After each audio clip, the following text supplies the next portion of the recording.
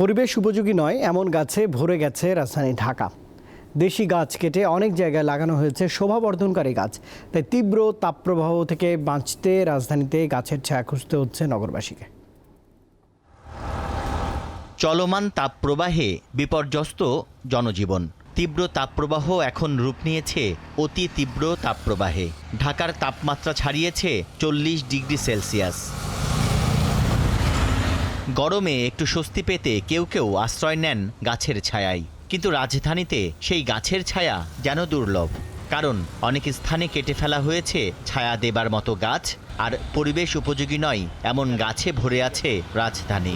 যে গাছগুলো আছে সেগুলো তাপ কমানোর জন্য না, এটা হলো সৌন্দর্য বাড়ানোর জন্য। এই কারণেই তো তাপমাত্রাটা বেশি ফুটতেছে। আমি সৌন্দর্যটা বজায় রাখতে কি আমার লাইফটাই বাঁচাতে না পারি, আমি যদি উপকারী না পাই, তাহলে আমার মনে হয় না এটার কোনো লাভ হচ্ছে। রাজধানীর নিকুঞ্জ থেকে রেডিসন হোটেল, এই সড়কের দুই পাশে রয়েছে বনসাইয়ের সারি। 2017 সালে চীন ও তাইওয়ান থেকে আনা এসব গাছ রাস্তার দুই ধারে রোপণ করে সড়ক ও জনপথ বিভাগ। কিন্তু প্রশ্ন হচ্ছে, পরিবেশের ভারসাম্য রক্ষায় কতটা প্রয়োজনীয় এসব গাছ?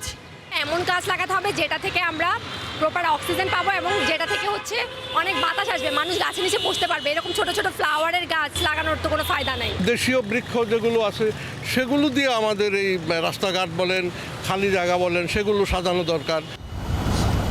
ইট কংক্রিটের শহরে গাছ ও জলাভূমি তো কমছেই, আবার যেসব গাছ লাগানো হচ্ছে পরিবেশ রক্ষায় তার ভূমিকা কম।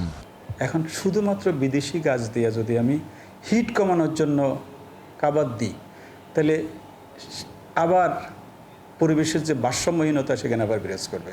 দেশীয় বিপন্ন ঢাকার আদি গাছগুলোকে আমাকে পুনরায় ঢাকা শহরে নিয়ে আসতে হবে। তিনি বলেন, পরিবেশের ভারসাম্য রক্ষায় রাজধানীতে শতকরা অন্তত 25% সবুজায়ন প্রয়োজন হলেও আছে মাত্র 5 থেকে 7 ভাগ।